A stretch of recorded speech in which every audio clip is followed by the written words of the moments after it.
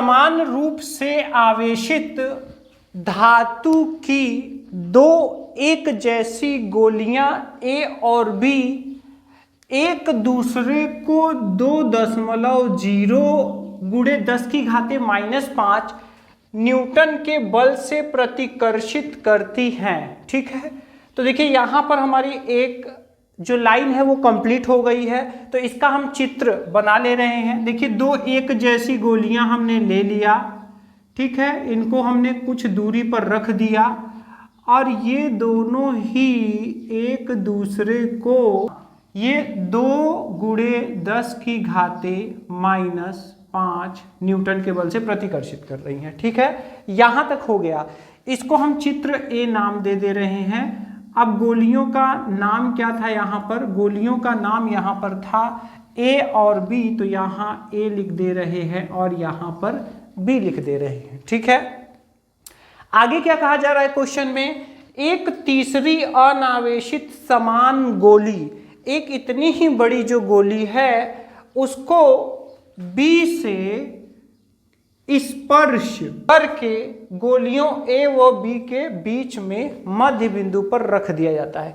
अब देखिए हम एक दूसरा चित्र बी बना रहे हैं जिसमें कि हम जो नीचे की दूसरी लाइन है उसको कवर कर रहे हैं। तो यहाँ पर देखिए शुरू में ही बोला गया था समान रूप से आवेशित। ठीक है, ये शुरू में ही बोला गया है तो इसका हमें ध्यान रखना है। इसका मतलब ये Q यहाँ पर भी आवेश है और Q यहाँ पर भी आवेश है। ठीक है, अब देखिए हम एक दूसरा चित्र बना रहे हैं। अब देखिए क्या हो रहा है, तीसरी एक गोली, ठीक है, एक तीसरी गोली C है, इसको पहले B से स्पर्श करा रहे हैं। तो देखिए अभी इसका आवेश जो A और B हैं उनका है Q और Q। ठीक है, अब यहां पर एक तीसरी गोली को C को B से स्पर्श करके बीच में रखा जा रहा है। किससे स्पर्श करके? B से स्पर्श करके रखा जा रहा है। ठीक है, तो जब B से स्पर्श करके रखा जा रहा है इसका मतलब इससे टच कराया जा रहा है और टच करा के यहाँ पर बीचों बीच में इसको रख दिया जा रहा है। इसका नाम क्या है? C। तो अब बताइए कि ये जो तीसरी गोली हमने लाया है तो कोई भी जो वस्तु हम लेते हैं वो मूल रूप से क्या होता है? उदासीन होता है ना, उस पर कोई आवेश नहीं होता है। अब जैसे ही इससे टच कराएंगे तो दोनों का आधा आधा हो जाएगा, तो इसका भी Q/2 हो जाएगा, इसका भी Q/2 हो जाएगा। अब क्या बोला जा रहा है? बीच में रख दिया गया। अब बोला जा रहा है गोली C पर नेट बल कितना है। तो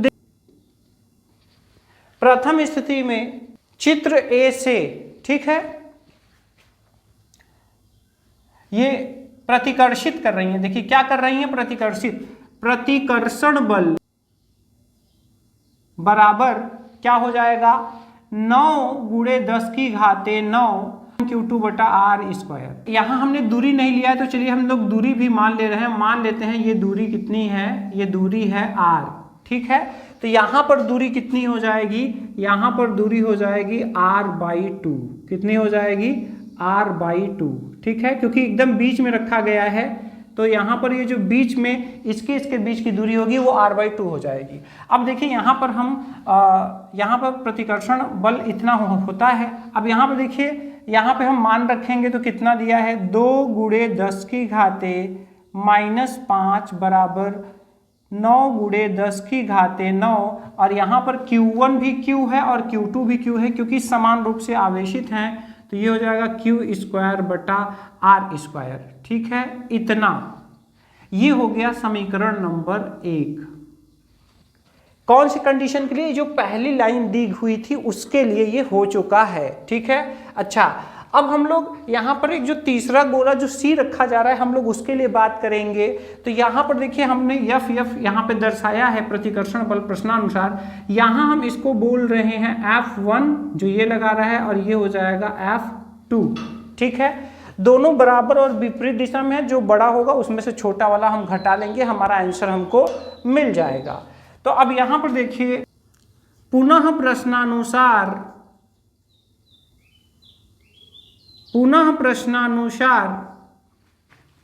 द्वितीय स्थिति में चित्र बी से,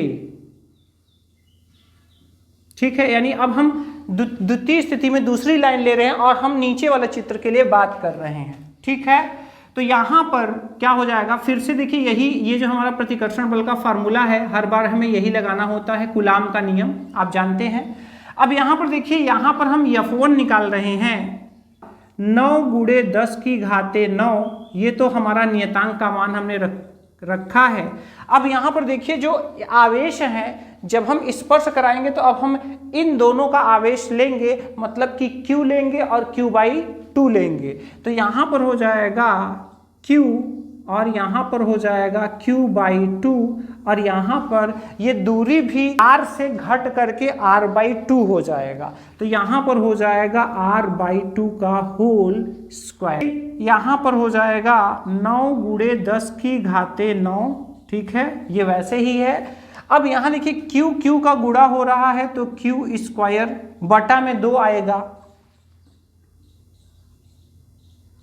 और यहां पर नीचे आएगा R स्क्वायर बटा में 4।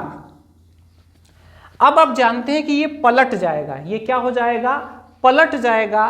तो 4 चला जाएगा पलट करके ऊपर, ये देखिए 4 पलट करके ऊपर चला जाएगा और R स्क्वायर इसके बगल में चला जाएगा, ठीक है। तो अब इस तरह से अगर हम देखें तो यहाँ पर फाइनली यहाँ पे क्या आएगा, जब ये 4 ऊपर जाएगा और यहाँ पर 2 है तो 2 दूनी 4, तो फाइनली हमारा यहाँ पर आएगा 2, ये जो 2 बचा है कटने के बाद, ठीक है, और बाकी पूरा जो चीज आ रहा है वो हमारा आ रहा है समीकरण 1 की तरह। अब देखिए यहाँ पर समीकरण 1 में इसका जो वैल्यू दिया हुआ है वो कितना दिया हुआ है, इसका वैल्यू दिया हुआ है 2 गुणे 10 की घाते 5। तो यहाँ हम लिखेंगे 2 गुणे 10 की घाते -5 टन। ये हमारा क्या आ चुका है, F1 आ चुका है, ठीक है। चलिए अब हम F2 करते हैं। तो यहाँ पर जब हम F2 निकालेंगे तो फिर से हम यही फॉर्मूला लगाएंगे, कूलाम का नियम, और यहाँ पर अब हम देखिए क्या लेंगे, Q/2 और Q/2। तो जब हम Q/2 लेंगे तो चलिए हम यहाँ Q/2 लिख ले रहे हैं गुणे में, फिर से गुणे में Q/2 और यहाँ पर हो जाएगा R/2 का होल स्क्वायर। अब जब हम इसको हल करेंगे तो यहाँ पर आएगा 9 गुणे 10 की घाते 9 और यहाँ हो जाएगा Q स्क्वायर बटा में 4 और नीचे हो जाएगा R स्क्वायर बटा में 4। अब देखिए 4 से 4 कट जा रहा है, 4 से 4 ये कट जा रहा है और ये फाइनली आ जाएगा 9 गुणे 10 की घाते 9 Q स्क्वायर बटा R स्क्वायर, ठीक। अब इसका मान हम यहाँ पर समीकरण 1 में निकाल चुके हैं। इस पूरे कोष्टक का मान इतना होता है, ठीक है। तो यहाँ हो जाएगा, यहाँ कुल मिलाकर के इससे क्या आएगा, F2 बराबर आएगा 2 गुणे 10 की घाते -5 न्यूटन, ठीक है। हम कहेंगे कि अतः गोली C पर नेट बल, अतः गोली C पर नेट बल जो लगेगा बराबर F1 माइनस F2, ठीक है। अब हम यहाँ क्या करेंगे, हम यहाँ 4 गुणे 10 की घाते -5 में से 2 गुणे 10 की घाते -5 हम घटा देंगे। तो यहाँ पर देखिए गुणे में है तो ये 4 माइनस 2 गुणे 10 की घाते -5 बराबर 2 गुणे 10 की घाते -5 न्यूटन। थोड़ा सा लॉजिकल क्वेश्चन है, आप सोच कर करेंगे, थोड़ा अच्छा रखना पड़ेगा, आप घबराइए नहीं, आसानी से आपका क्वेश्चन हो जाएगा। अगले वीडियो में हम लोग मिलते हैं नेक्स्ट क्वेश्चन के साथ।